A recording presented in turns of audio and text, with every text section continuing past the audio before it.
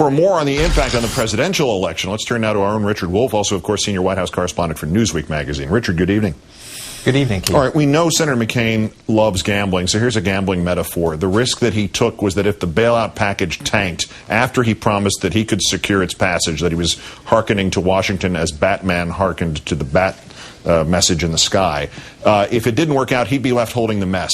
Did the Republican nominee just lose his bet? Well, let us count the ways he lost it. And first of all, he didn't lose it by the sort of finger-pointing and the blame game that goes on. Completely independent of everything that Mike has just explained so well. You have McCain failing to live up to his own standards, his own measures here. He said that he would suspend his campaign and get a deal. He did neither. He said that he wouldn't debate until he got a deal. There was no deal, but he debated anyway. He said that he wasn't going to phone it in, he was going to be fully involved, and he went to the phones. And lastly, his surrogates tried to claim credit for the deal that ultimately fell apart. So by his own measure, McCain lost at least 4 different ways just in the last 3 or 4 days. The poll numbers, the ones we're seeing already, have been going steadily down, but they seem to have gone down another measure recently. Is this tied to the handling of the financial crisis? And if that's the case, are they going to drop even further? Well, hard to know where the polls are going to go here, but McCain had 2 gambits last week to try to change the dynamic. First of all, there was the suspension. Then you had the debate. And they could credibly claim that the debate sort of reset the clock here. But the weekend, what's happened today, has taken everything back to where we were before.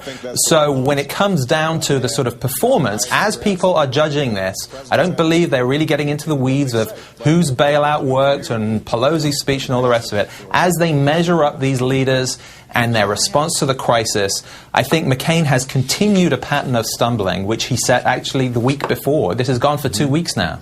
And obviously he's taken every different position on the economic crisis, including denying that there was one on the calendar. At this point, what can he possibly do? I mean, he'd come out and late this afternoon and decried finger-pointing and insisted this was not the time to fix blame. An hour earlier, his aides had been on the air fixing blame on Obama. What's going on with his campaign, and what can he possibly do to steer out of this skid? The problem he has here is the problem John Kerry ultimately faced, rightly or wrongly, and Al Gore too, which is about credibility. Do your own words match up to what you've said before? Do your actions match up to your words?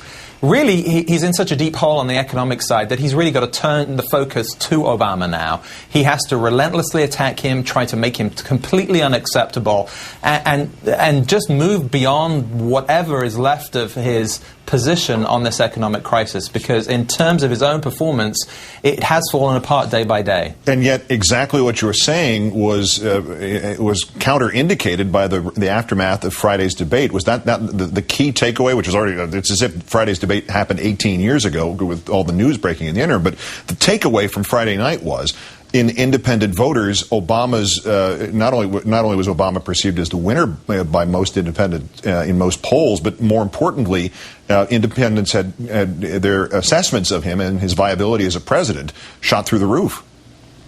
Yeah, on independent voters, he had an edge. I think it was actually a fairly evenly matched debate. McCain had some good moments there, but all of that is lost in what we've seen in the last few days now.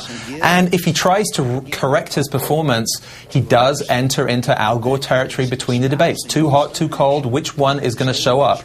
So McCain really does have a challenge here. Again, he can't really talk about the economy and this bailout in any way that helps himself. He can try and put forward new proposals, but what he's got to do is focus on Obama.